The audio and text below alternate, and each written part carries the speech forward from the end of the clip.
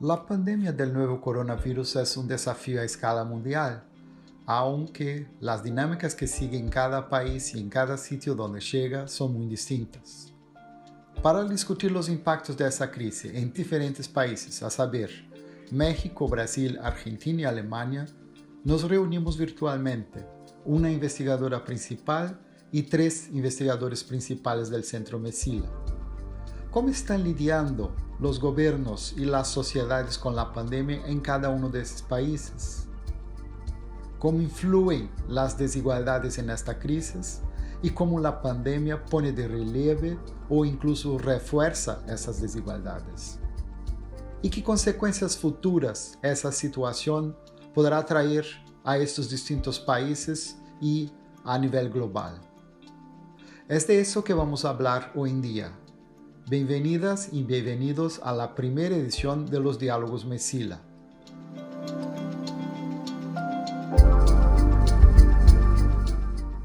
Nuestro Centro Mesila es dedicado a investigar los nexos entre desigualdades y lo que llamamos de convivialidad, es decir, las interacciones entre humanos y entidades no humanas, como artefactos, animales, plantas y espíritus. El centro está dividido en 3 áreas de investigación: historia y historias de la convivialidad, medialidades de la convivialidad y políticas de la convivialidad. Nosotros 4 que estamos participando de esta conversación hoy en día somos vinculados al área de políticas de la convivialidad. Como somos un centro internacional y que valoramos muchísimo el multilingüismo, esta conversación de hoy en día también será bilingüe, es decir, hablaremos en portugués y español. Yo soy Sergio Costa, profesor de Sociología de la Freie Universität Berlin en Alemania, y voy a asumir la moderación del diálogo de hoy.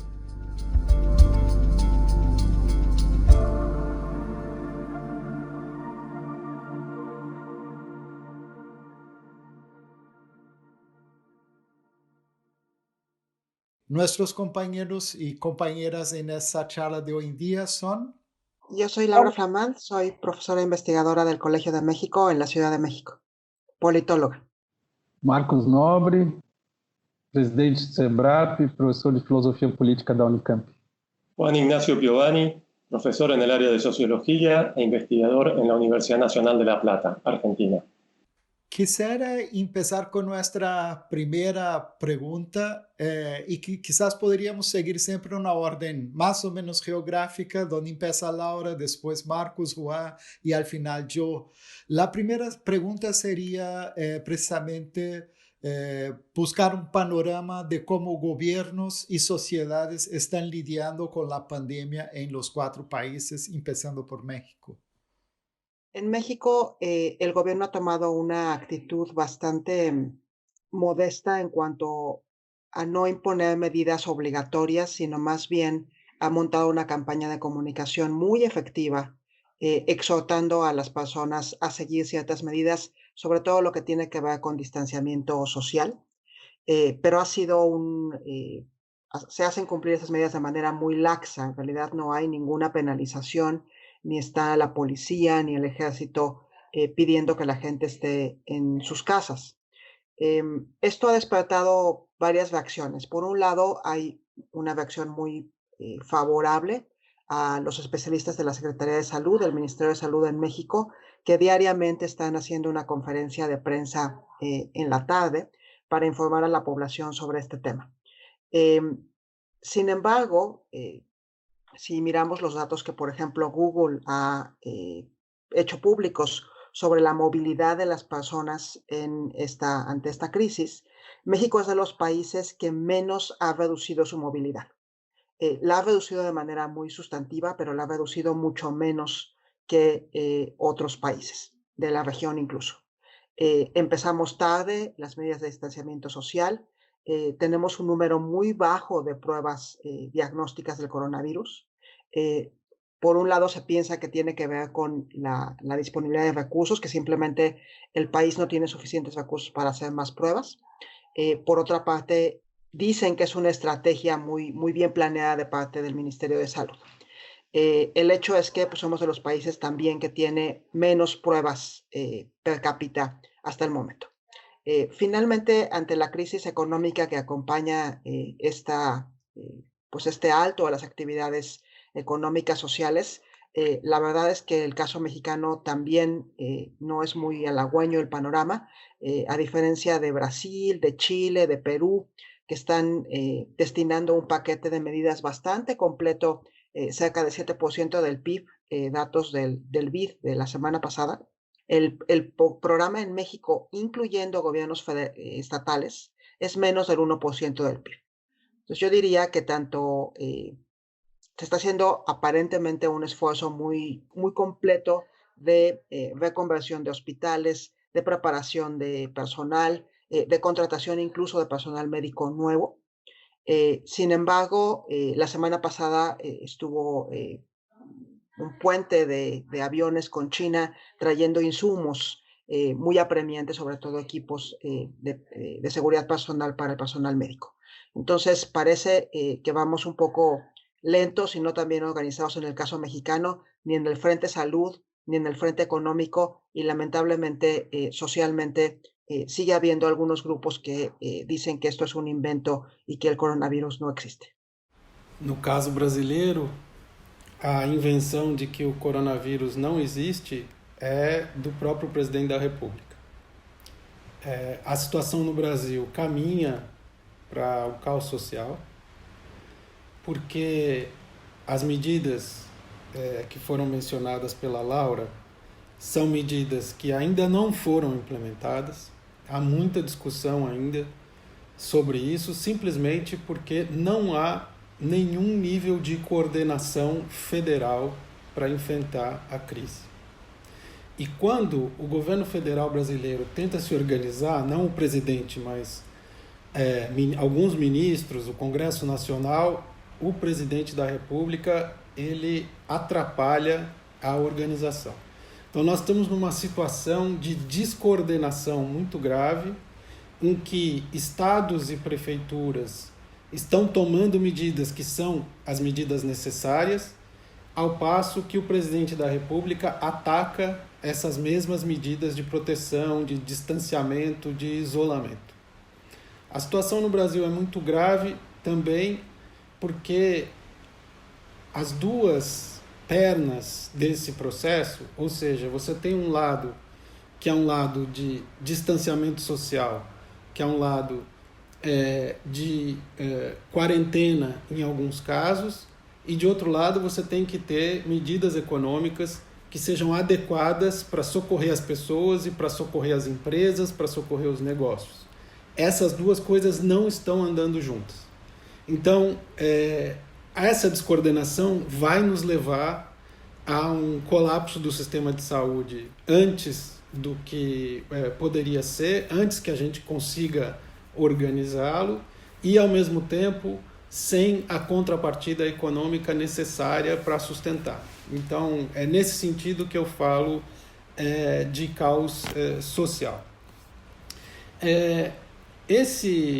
Essa descoordenação geral, ela se reflete também no fato de que o atual presidente da República tomou uma decisão que foi a decisão de atacar a ciência, de atacar todas as orientações da Organização Mundial de Saúde e dos médicos.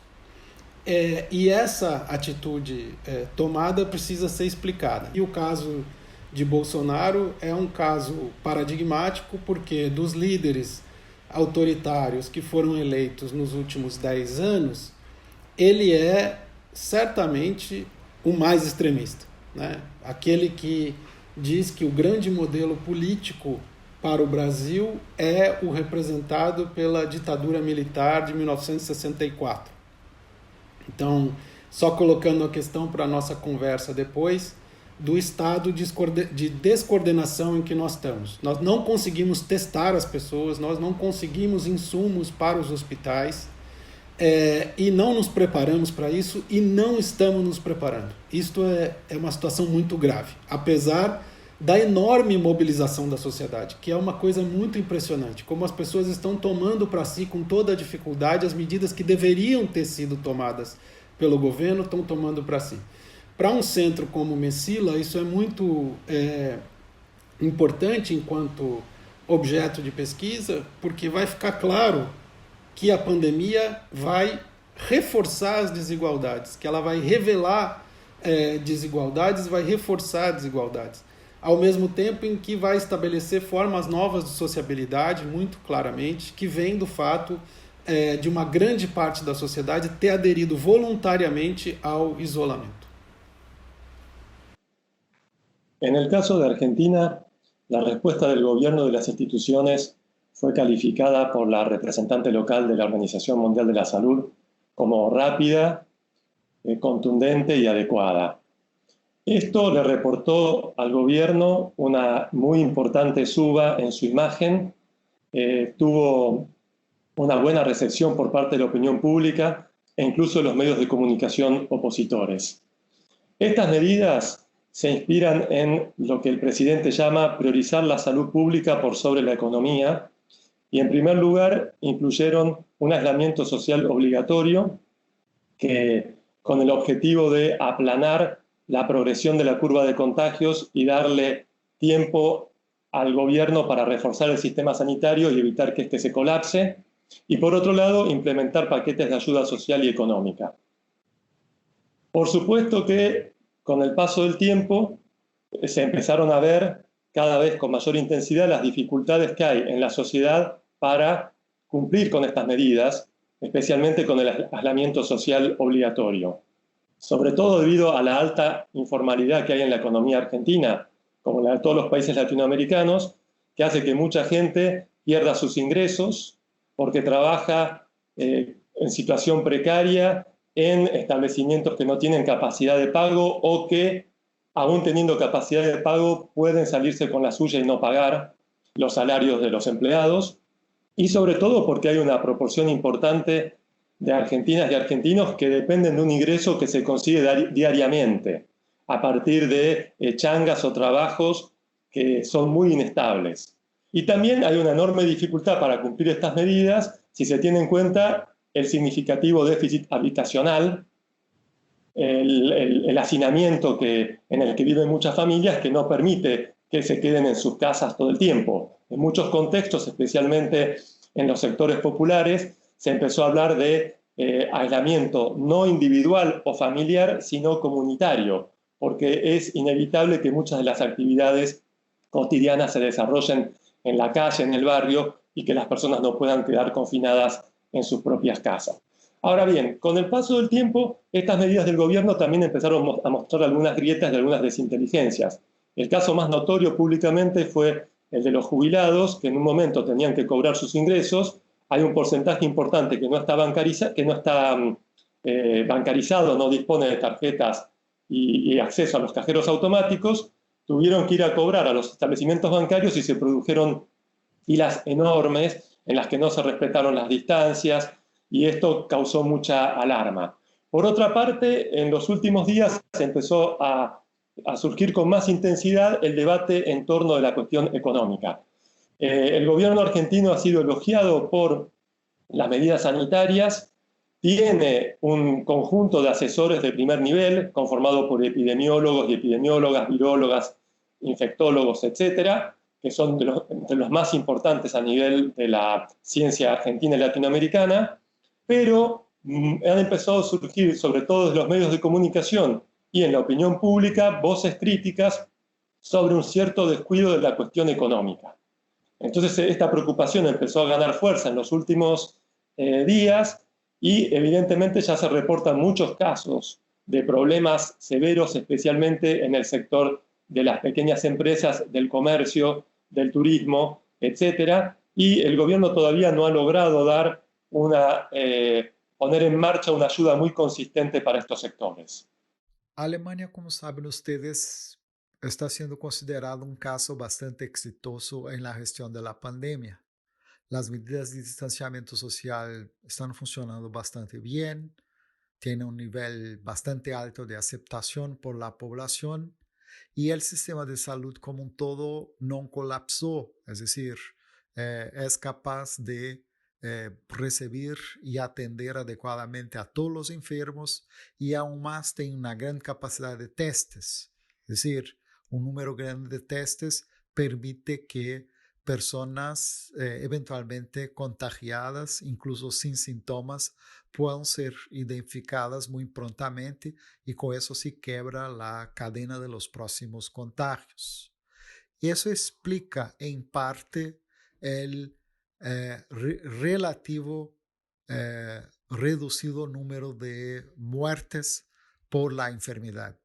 Mientras que el número de muertos en Alemania entre los enfermos no pasa de 2,5%, en otros países de Europa como Inglaterra, Bélgica, Italia y Francia, los muertos llegan a más de 10% del total de enfermos.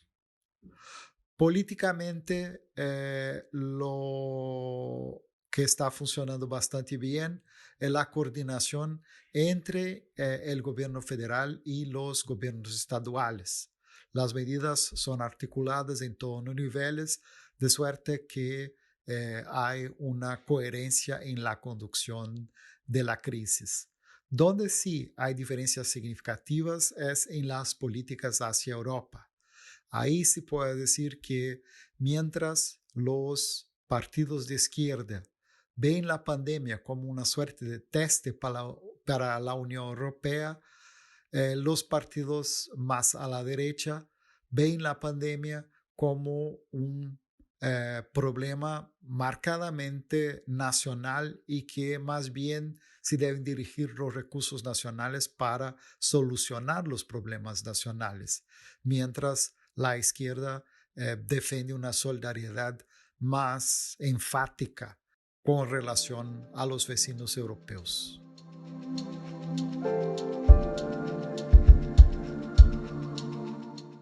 Bueno, quizás para seguir podríamos pasar a un punto que Marcos incluso ya adelantó, pero podemos profundizar en eso, que es precisamente qué impacto ven ustedes que la pandemia puede tener o viene teniendo en la relación convivialidad-desigualdad. Es decir, en qué medida profundiza desigualdad, en qué medida se establecen patrones de interacción que a su vez reproducen y potencializan desigualdades existentes. Si quieres empezar, Laura, por favor. Es en el caso mexicano, y supongo que va a pasar lo mismo en América Latina en general, es un tema muy, muy interesante, muy provocativo. Yo voy a tocar brevemente sobre 4 desigualdades que me parece juegan en la pandemia en el mismo espíritu de que en general lo que va a ocurrir es que se van a profundizar las desigualdades sociales en México. Voy a comenzar hablando sobre las desigualdades laborales, que ya Juan Piovani hablaba un poco sobre eso. Después un poquito sobre desigualdades territoriales, desigualdades de género y desigualdades digitales, también en lo que tiene que ver con la educación y con la interacción social. Voy a comenzar diciendo que en el caso mexicano tenemos una complicación con el sistema de salud, porque es un sistema de salud, el público, fragmentado.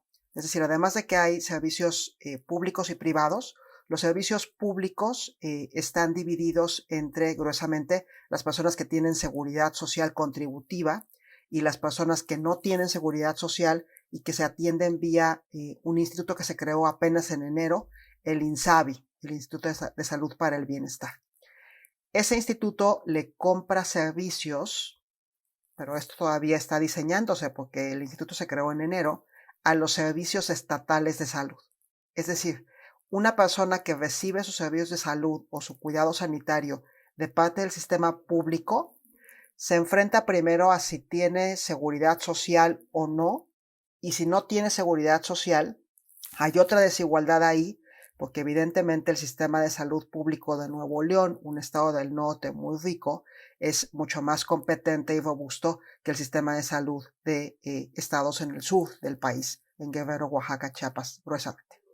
Entonces, la primera desigualdad es la desigualdad laboral. En efecto, las personas que trabajan en la economía informal, en la economía popular, 6 de cada 10 personas que trabajan en México no tienen seguridad social, no pueden parar, por tanto han estado más en circulación, probablemente ese segmento de la población se va a infectar más y además tienen acceso a los peores servicios de salud.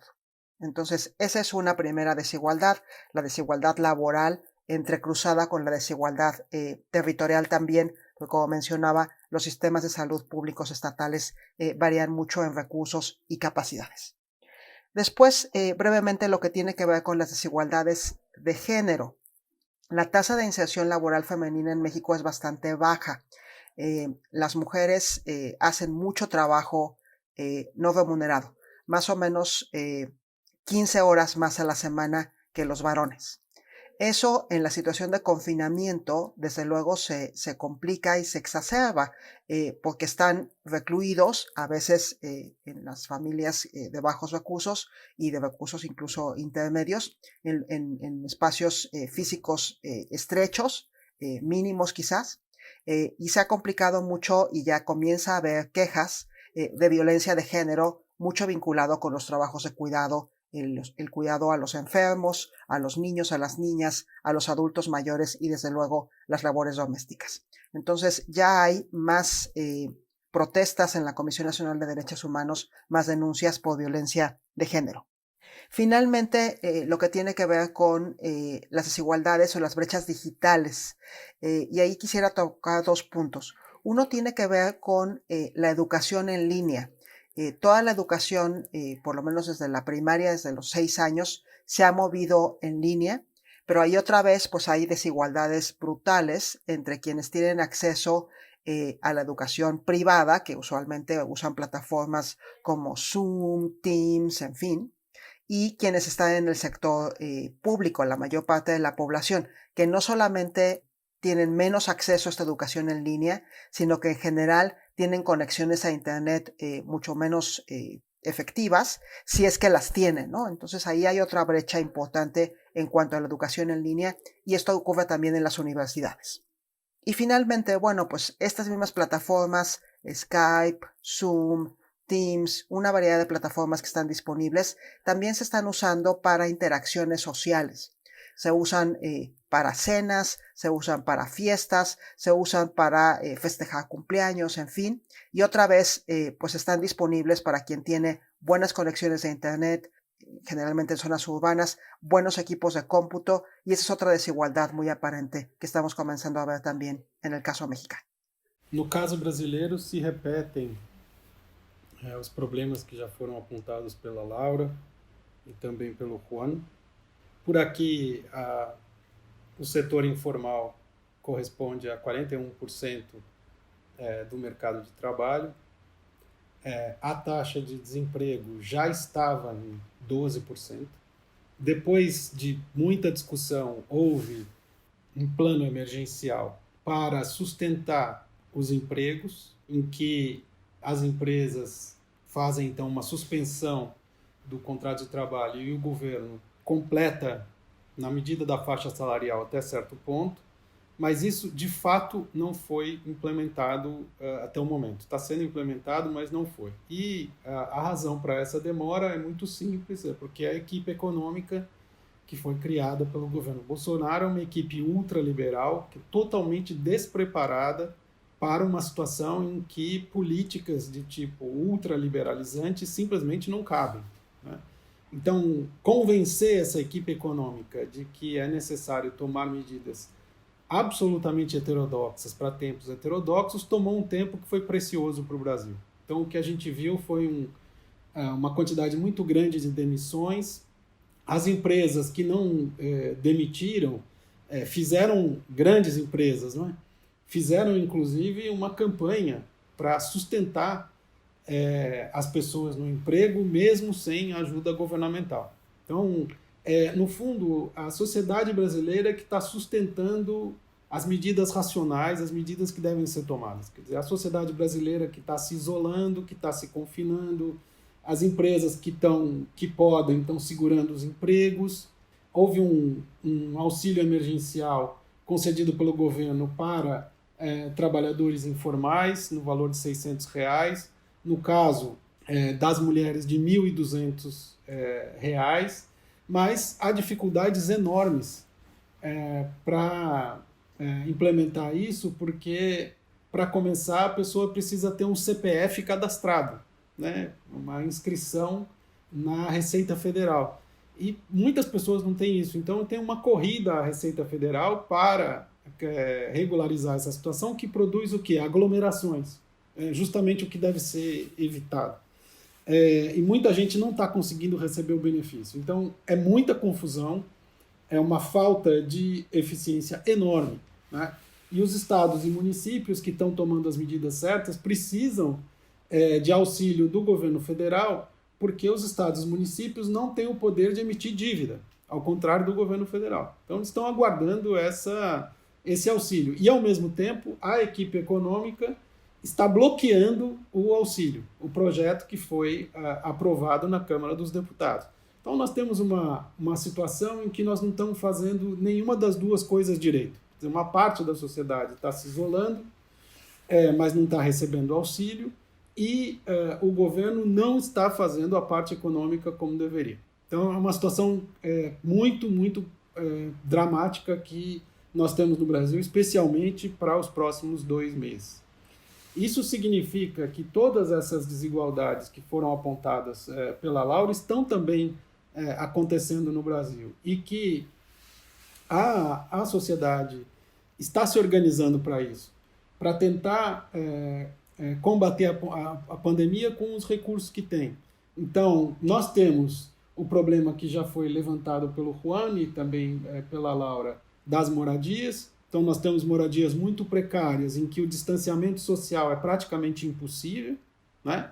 Mas, justamente, essas comunidades que têm a maior possibilidade de espalhar o vírus são aquelas que estão se auto-organizando para procurar espaços no qual isolar pessoas que estão potencialmente infectadas e fornecer a elas condições para continuar levando a vida, né? Como alimentos, energia elétrica e água. Então, quando a gente olha para essa situação, a gente vê que é a sociedade civil brasileira que está se mobilizando e que está tomando as atitudes que o governo federal deveria tomar. Então, o governo federal está indo a reboque da sociedade. Só que a sociedade sozinha não vai conseguir impedir o colapso do sistema de saúde em poucas semanas. Não vai conseguir isso. Essa situação é uma situação que agrava todo tipo de desigualdade, mas é também uma situação que é cruel, porque o atual presidente da República, ele tomou uma atitude que, na avaliação dele, é de preservação do próprio poder, embora para a sociedade brasileira pareça uma atitude totalmente insensata, né? As pesquisas revelam isso, e ele vai assumir essa posição em um momento em que seria necessário um grande esforço de coordenação nacional, uma reorganização de todo o sistema para enfrentar a pandemia. Então, Jair Bolsonaro consegue se alinhar com os 3 ou 4 líderes mundiais que continuam a negar a pandemia. Nós estamos no meio de abril, em meados de abril. Ele disse há 2 dias que o vírus estava indo embora. Então, nós temos uma situação no Brasil dramática, realmente, em que a descoordenação provém de um presidente que está desesperado porque acha que vai perder a presidência da República e toma as atitudes mais insensatas possíveis pensando na preservação desse poder.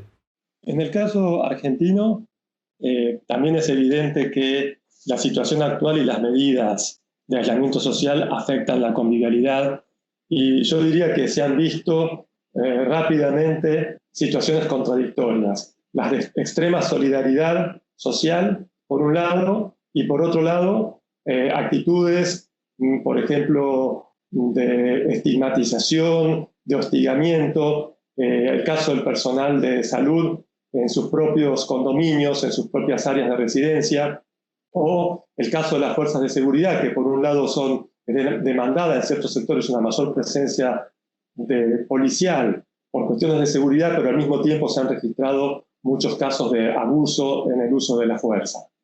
Ahora bien, en relación con el tema de la desigualdad y esta co-constitución de la cuestión de convivialidad y desigualdad, podría decir que, en primer lugar, las enormes asimetrías territoriales que hay en la Argentina probablemente jueguen de manera ambivalente.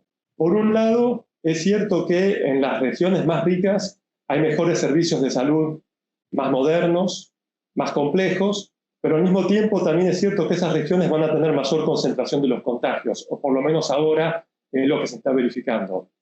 Las provincias más alejadas de la ciudad de Buenos Aires han tenido menor cantidad de contagios, e incluso todavía hay 2 provincias que no registran ningún contagio, y son de las que están más alejadas.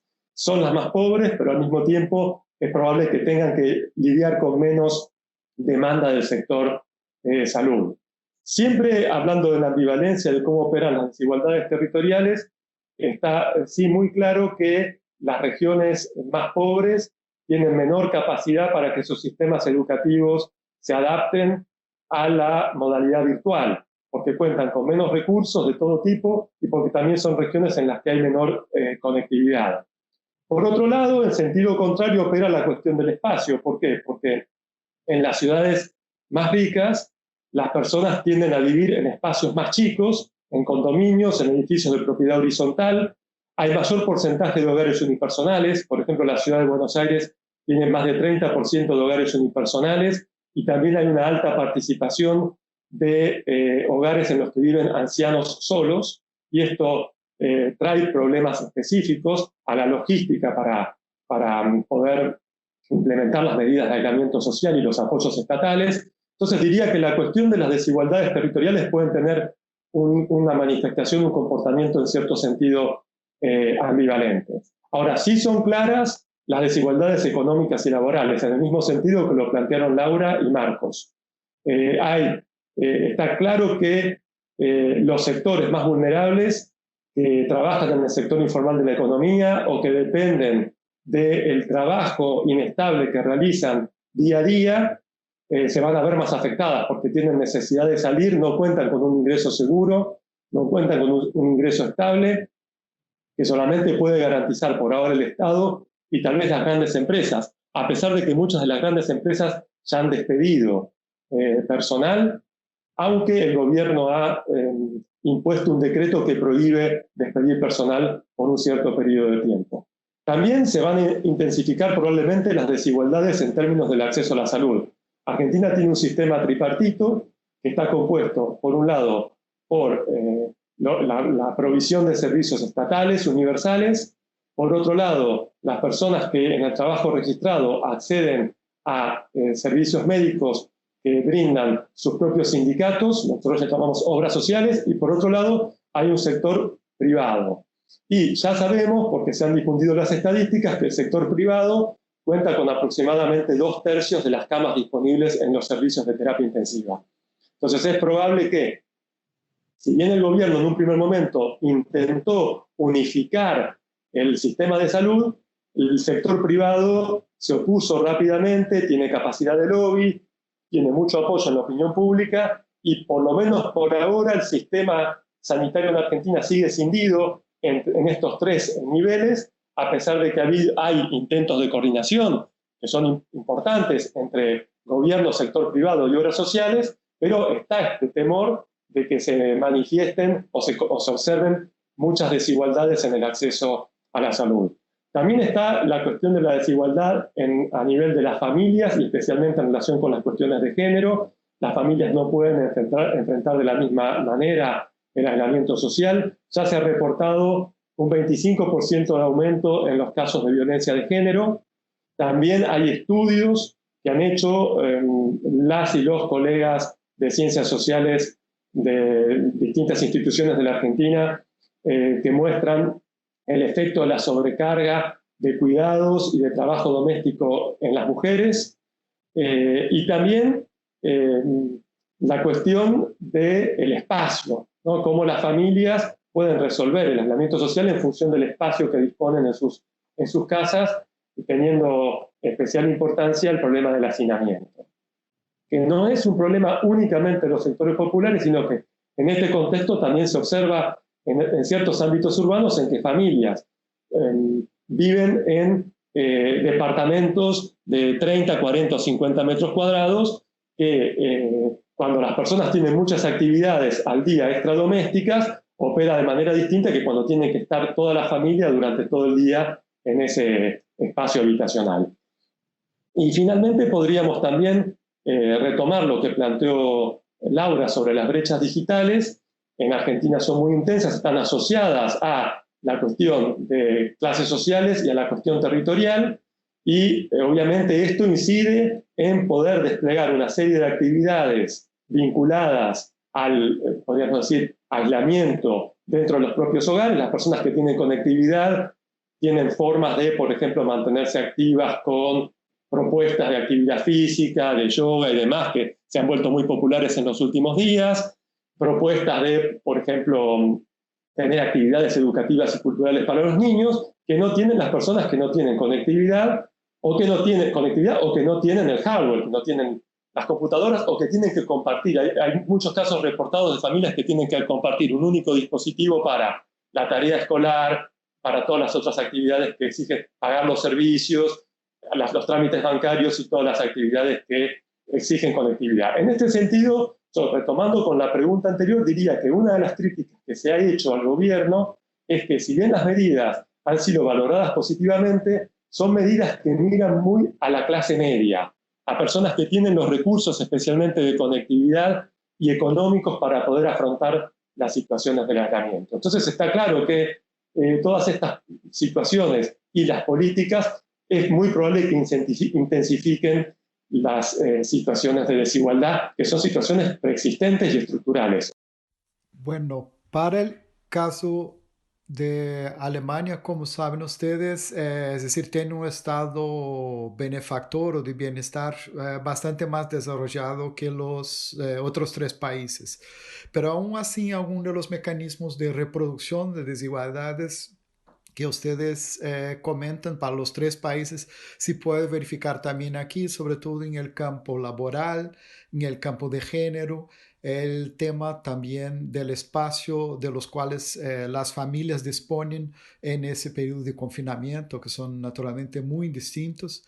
Y lo que me parece que incluso para estudios futuros, lo que queda muy evidente es que el estado de bienestar necesita de vida pública para ecualizar algunas de las desigualdades existentes. Es decir, en el espacio de la escuela, en el compartimento, en compartir el espacio, por ejemplo, de los transportes públicos, en compartir espacios de ocio. Ahí algunas de las diferencias sociales pueden ser de alguna manera compensadas. Mientras las familias estén en sus espacios propios, que son los espacios que sus ingresos permiten alquilar o comprar, las desigualdades se manifiestan de manera muy más radical.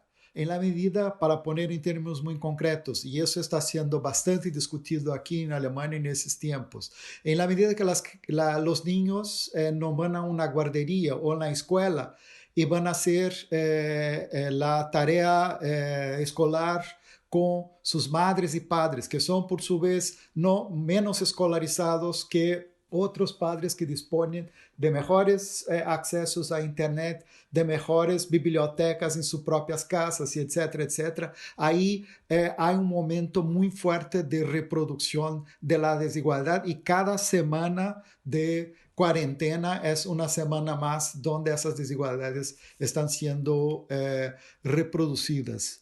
Un otro aspecto que creo que en Brasil hubo algo similar, un poco que quedó muy claro con la pandemia, es la dinámica de diseminación del virus. Aquí fueron, sobre todo, no fue el único, pero un camino de entrada del virus en Alemania fueron personas, obviamente, de clase alta, en sus vacaciones para esquiar en Italia, que en solo un pueblo en Italia, que es una estación de esquí carísima, de ahí una buena parte de los contagios, los primeros contagios en Alemania vienen de ahí. Y por lo tanto eso se disemina en la población independientemente del nivel de ingreso, de poder disfrutar de los beneficios de la globalización. En ese caso, una parte de la población disfruta solamente, si se puede llamar de disfrutar, pero sufre solamente las consecuencias negativas de una Europa sin fronteras, mientras una otra parte está muy expuesta a eso. No sé, Marcos, si quiere comentar, porque creo que hubo algo similar em Brasil, não é verdade? É muito importante isso, porque se a gente for olhar agora quais são as cidades e as regiões mais críticas no Brasil, são São Paulo, Rio de Janeiro, Distrito Federal, Ceará e Amazonas.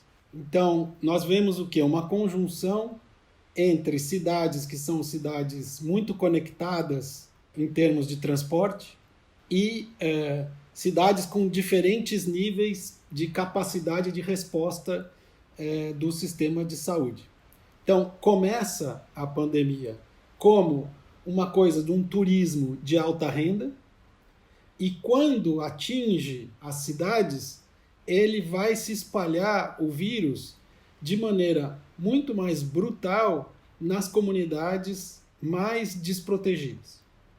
Então, nós estamos vendo isso em Fortaleza, nós estamos vendo isso em Manaus, nós estamos vendo isso em São Paulo e no Rio, em uma medida menor, porque essas duas cidades tomaram medidas de isolamento que a população tomou como suas. Mas a lógica de espalhamento do vírus é a mesma.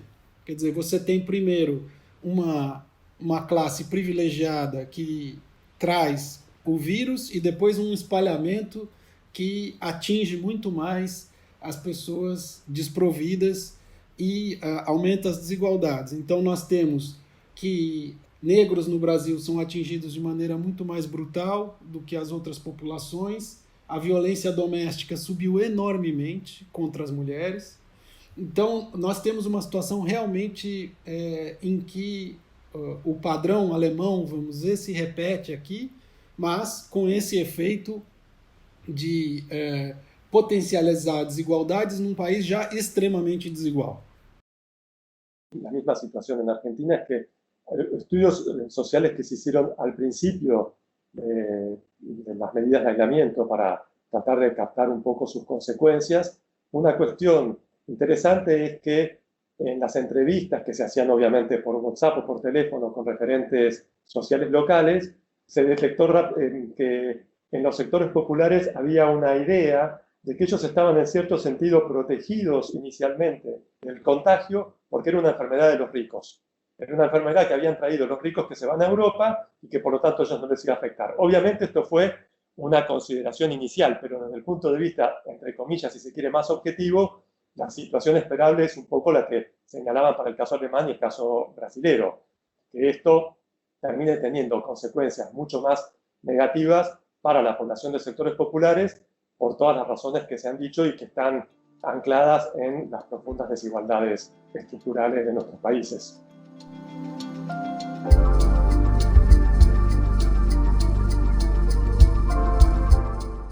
Bueno, para ir cerrando nuestra conversación, quisiera les pedir para comentar un poco, es decir, mirando hacia el futuro. ¿Qué piensan ustedes que esa crisis en ese momento, que esa pandemia, qué nos legará? Sobre todo pensando en términos de convivialidad, desigualdad, ¿qué consecuencias ven, cómo ven el escenario después de la pandemia? Laura, si quisieras empezar. Sí, pues a futuro. Creo que todavía en el caso de América Latina, en particular en el caso mexicano, estamos esperando el pico, ¿no? El pico de casos y el pico de, lamentablemente, pues fallecimientos.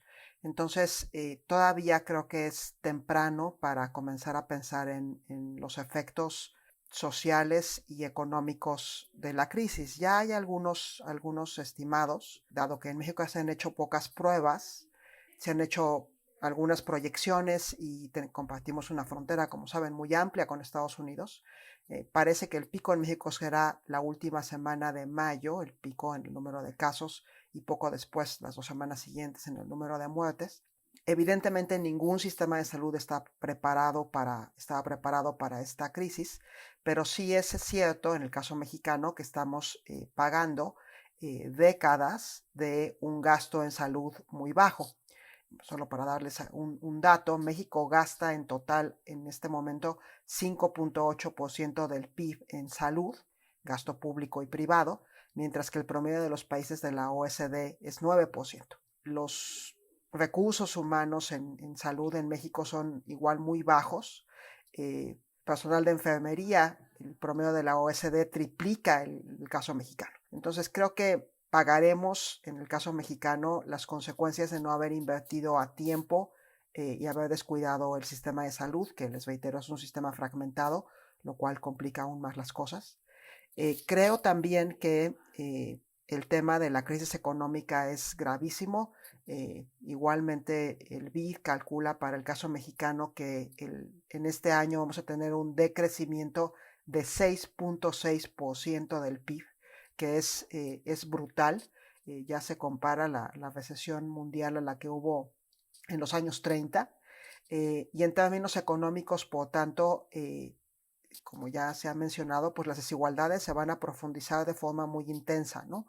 Un poco comparando con las consecuencias de la epidemia del H1N1 en el 2009, pues un sector particularmente afectado fueron las personas jóvenes en cuanto a desempleo.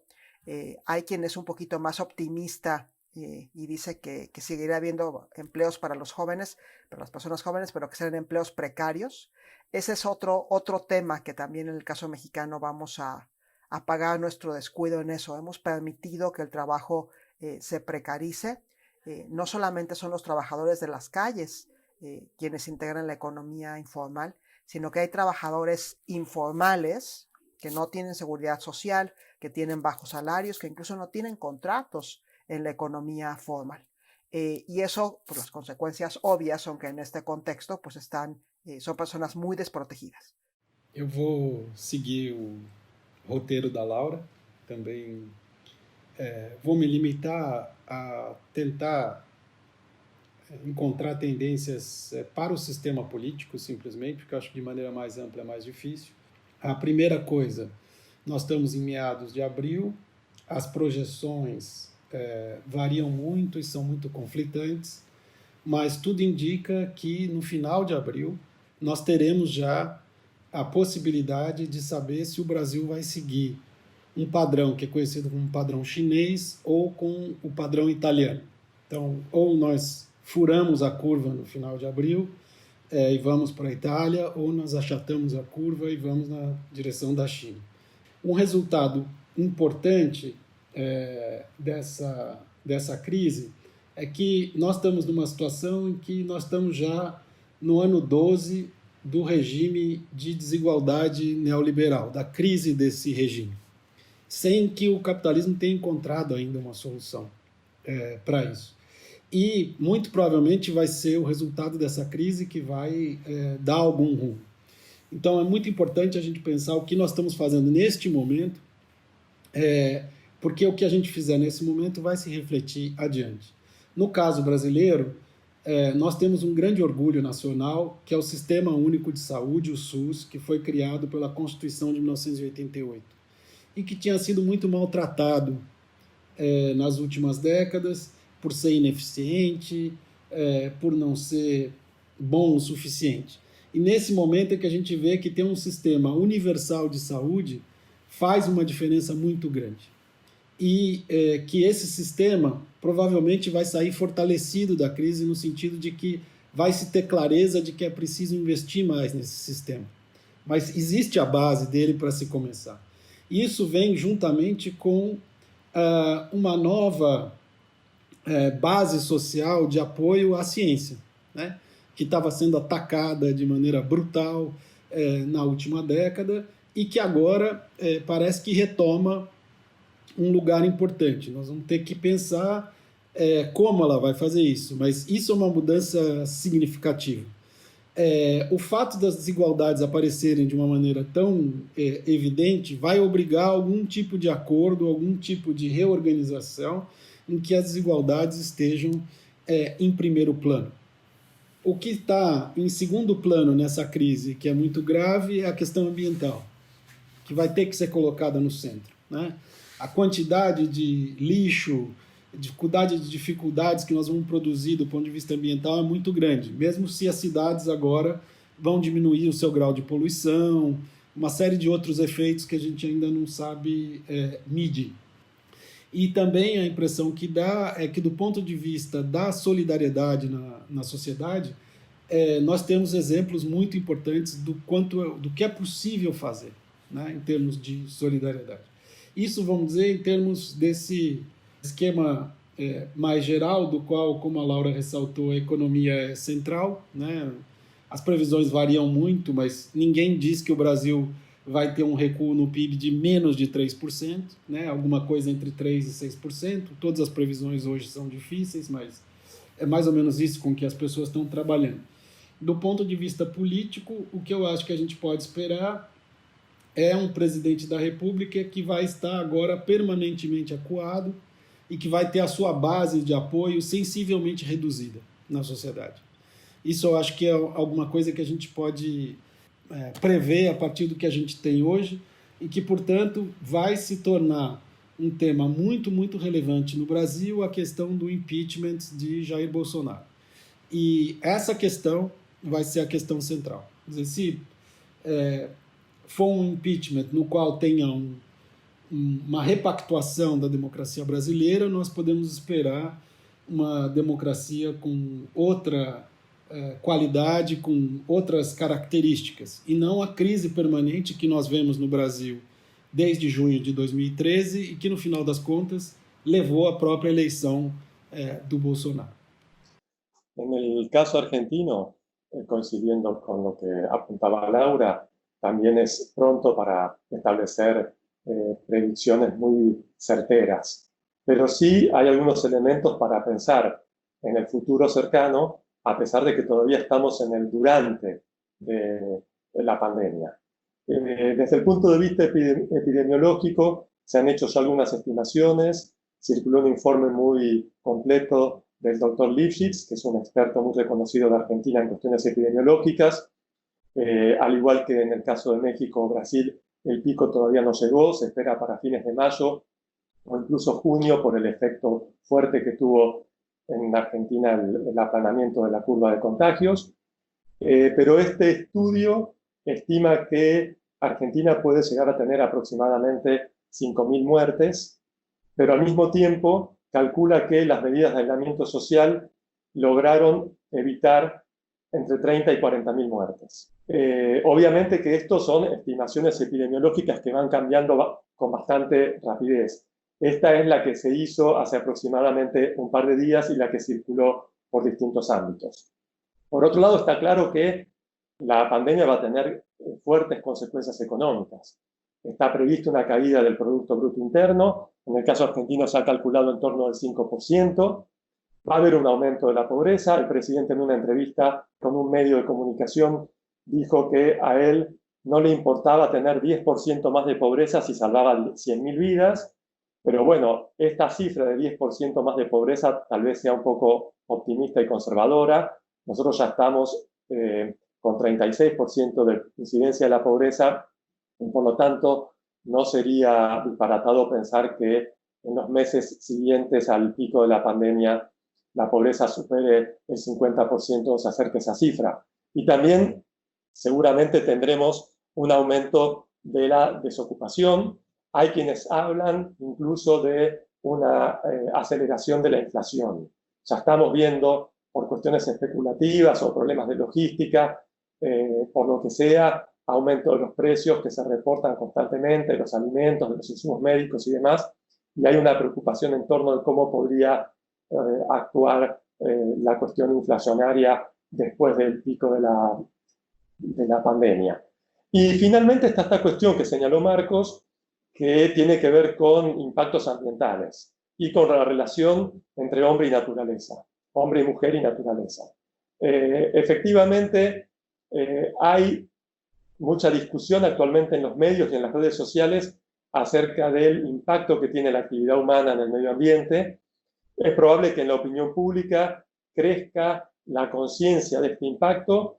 ¿Por qué? Bueno, porque hay muchísimos reportes de cómo, al haber disminuido la actividad humana, vuelven los animales, ¿no? Entonces, esta cuestión del agua cristalina en Venecia, los delfines en las costas de Cerdeña, el leopardo de las nieves que volvió a ser avistado después de no sé cuántas décadas.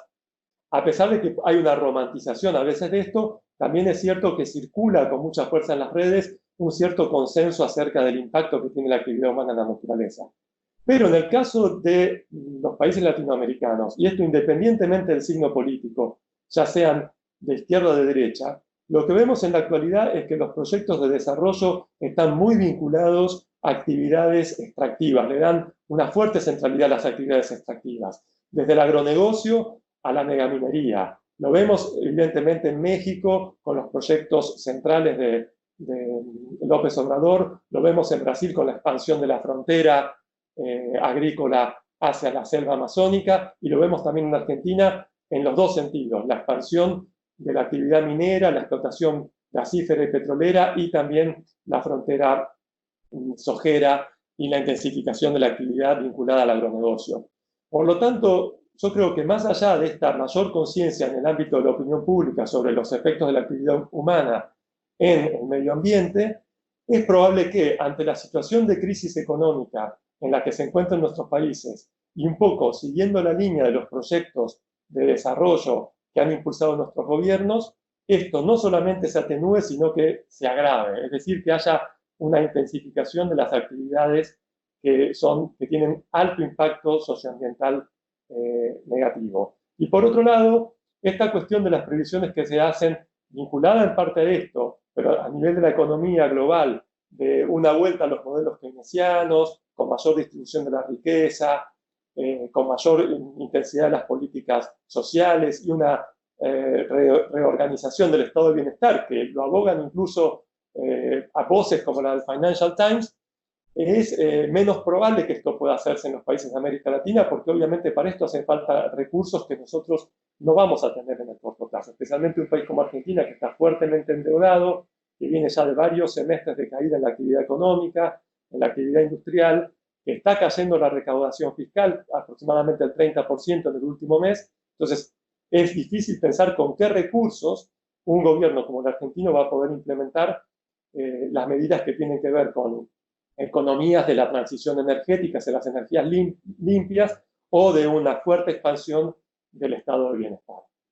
Bueno, en el caso de Alemania, creo que los términos del debate no son muy distintos de lo que comentaron ustedes sobre las tendencias, aunque Alemania en ese momento está en una posición un poco más confortable porque ya incluso están discutiendo en esos días medidas para relajar aislamiento social en la medida que la curva de contagio ya cayó bastante, es decir, ya está más plana. Entonces, es decir, el momento de la pandemia en Alemania es otro.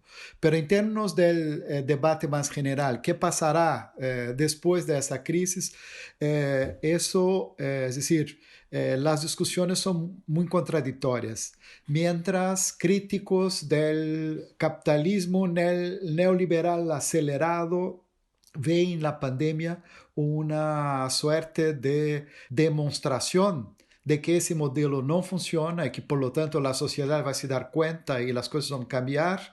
Gente, por ejemplo, de la industria automovilística ya dice hoy en día, bueno, después de esa crisis ya sabemos que todas las metas de reducción del contagio, de reducción de la contaminación del aire, que reducción de uso de combustibles fósiles, que eso todo será postergado para recuperar precisamente el tiempo y el Producto Interno Bruto perdido en la crisis. Entonces, las expectativas ahí son muy contradictorias.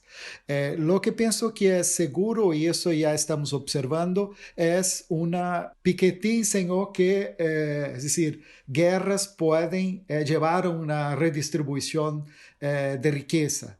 En ese caso, creo que las pandemias están más bien fadadas a, de alguna manera, redistribuir riqueza, pero desde abajo hacia arriba. Es decir, todos los movimientos que estamos viendo es de que los más débiles socialmente están quedando más débiles, mientras los que logran se proteger mejor de la crisis pueden incluso salir fortalecidos y con más recursos de esa crisis. Eso tiene que ver también con su poder de influenciar a los estados. Eso creo que estamos viendo en todos los estados, es decir, lobbies, grupos de presión para que las medidas de protección de determinados sectores económicos sean más fuertes que a otros, y eso obviamente refleja el poder político de los distintos grupos económicos. Para no ser solamente, es decir, negativo, creo que hay tendencias positivas que pueden ser no solo momentáneas, sino perennes. Ya hablaron los colegas de la solidaridad social que se manifiesta de una manera renovada, pero creo que eso que vienen comentando distintas feministas tiene su razón de ser, que las profesiones y las actividades relacionadas al cuidado pueden salir de esa crisis fortalecidas. Aquí ya se discute, ya está se implementando, por ejemplo, un bonus para los trabajadores y trabajadoras del área de salud. Y eso creo que se refleja también en incluso cuidados al hogar, cuidar a niños, las maestras y maestros en escuela. Ellos en esa crisis están mostrando cuán son necesarios para nuestras sociedades. En ese sentido, creo que por ahí puede pasar algo positivo en términos de una revalorización de esos profesionales. En términos políticos, creo que, al menos en Alemania, de inmediato, el partido de derecha, extrema derecha, la Alternativa para Alemania, AfD, vio su importancia y apoyo político caer en la población. Pasó de unos 14 a unos 10% en términos de apoyo en la población. Y obviamente que los partidos en el gobierno salen fortalecidos. Aquí sobre todo la democracia cristiana está saliendo muy fortalecida de esa crisis. Creo que podemos esperar también estados más controladores después de la crisis, es decir, todas las medidas que están siendo implementadas de control de datos personales, control de movimientos de personas. No me parece que estados y aparatos de control social van a renunciar a esas nuevas posibilidades de control espontáneamente es decir, después de pasada la pandemia.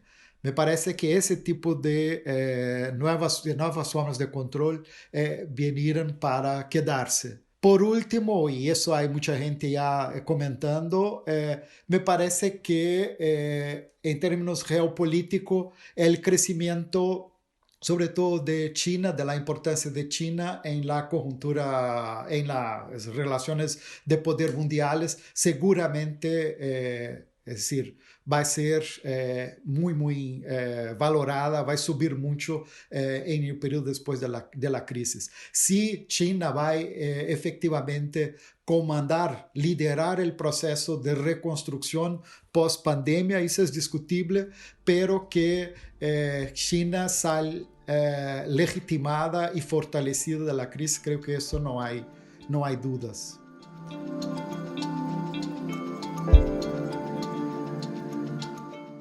Bueno, encerramos aquí esa charla de hoy día, esperando que les haya gustado. Para nosotros, que ya estamos involucrados en un diálogo académico hace algunos años, a través de papers, conferencias, ha sido una experiencia bastante sugerente hablar en ese nuevo formato. Seguramente tendremos otras conversaciones como esa. Quisiera agradecer la compañía de Laura Flamán desde México Juan Piovane desde Argentina y Marcos Nobre desde Brasil. Yo soy Sergio Costa, me despido de Alemania, agradeciendo también a ustedes por el interés y esperando que tengamos muy pronto un nuevo contacto. Hasta pronto, até logo, auf Wiederhören.